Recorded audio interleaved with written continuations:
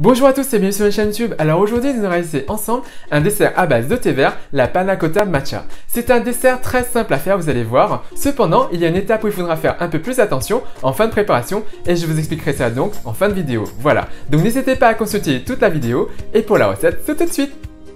Pour cette recette, il vous faut 200 ml de lait, 150 g de crème fleurette, 40 g de sucre, 2 feuilles de gélatine, un demi-bol d'eau froide, 2 cuillères à soupe de thé vert matcha et 1 cuillère à soupe d'extrait de vanille. Donc tout d'abord, nous allons ramollir nos feuilles de gélatine. Mon bol d'eau froide étant petit, je vais les couper en deux et les mettre à tremper.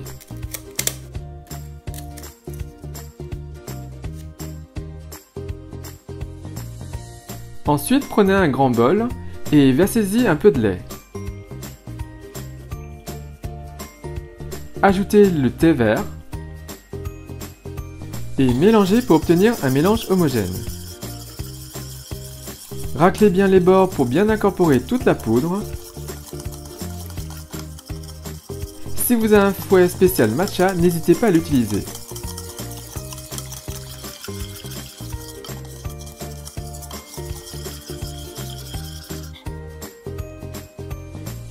Ajoutez maintenant le reste de lait et remélangez le tout. Le fait de mélanger en deux temps vous permettra d'avoir moins de grumeaux.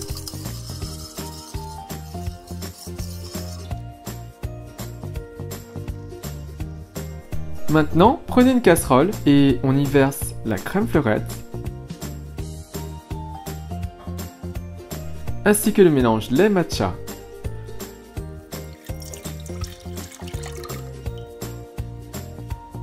On ajoute le sucre et l'extrait de vanille.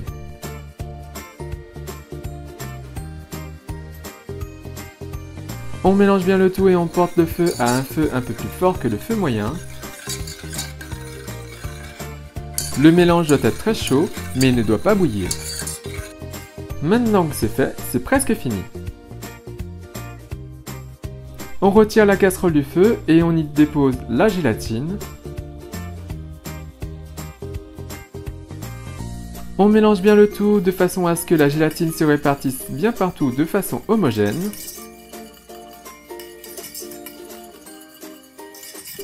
Voilà.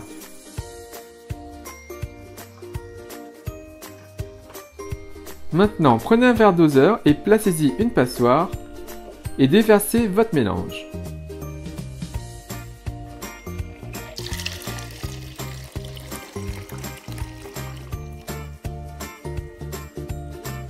On a donc un mélange bien filtré et il n'y a pas de grumeaux de thé vert. On déverse maintenant la préparation dans des récipients qui iront au réfrigérateur.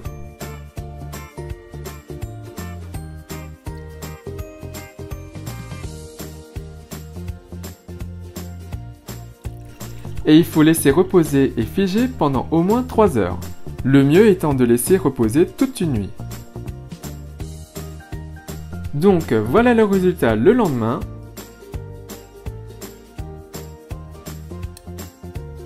La panna cotta se tient très bien. Le petit test, mon moment préféré. C'est trop bon. Et bien lisse et crémeux en bouche. Allez, j'y retourne encore une fois. Alors, comme je vous l'ai dit au début, il y a une étape intermédiaire à faire attention avant d'arriver à ce résultat. Comme vous pouvez le constater ici, il y a deux résultats possibles. L'une est bien homogène, celui de droite, et l'autre ne l'est pas, celui de gauche. En fait, quand vous mélangez la préparation trop vigoureusement, comme je l'ai fait, vous obtenez un mélange homogène au début. Le problème, c'est que quand ça fige, les éléments se dissocient et forment des strates. Et la couche au milieu correspond à une section où la poudre de thé vert y est très concentrée et c'est un goût un peu amer. Donc, pour obtenir le résultat de droite, voilà ma recommandation. Au bout de la première heure de mise au frais au réfrigérateur, regardez si des strates se forment. Si c'est le cas, sortez votre panna cotta et remélangez doucement votre préparation. Le mélange étant déjà froid, la poudre de thé vert ne pourra pas reformer la strate intermédiaire. Remettez ensuite votre panna cotta au frais et une fois le délai de 3 heures passé, vous obtiendrez quelque chose de bien homogène et de très lisse. Donc voilà pour la petite astuce. Et il ne me reste plus qu'à vous souhaiter une bonne dégustation. Donc voilà, j'espère que cette recette vous a plu, elle est vraiment très simple à faire. Donc n'oubliez pas, au bout d'une heure, regardez si le mélange de votre panna cotta est bien homogène. Si ça ne l'est pas, ressortez-le, mélangez-le et remettez-le au frais.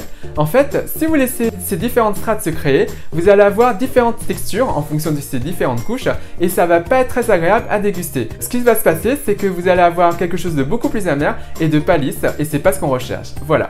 Donc sinon, si vous avez apprécié la recette, si vous avez apprécié cette vidéo, n'hésitez pas à faire un big thumbs up, à liker la vidéo, à la partager autour de vous, à vous abonner à ma chaîne YouTube si vous ne l'avez pas déjà fait. Et moi je vous dis à très bientôt. Bye!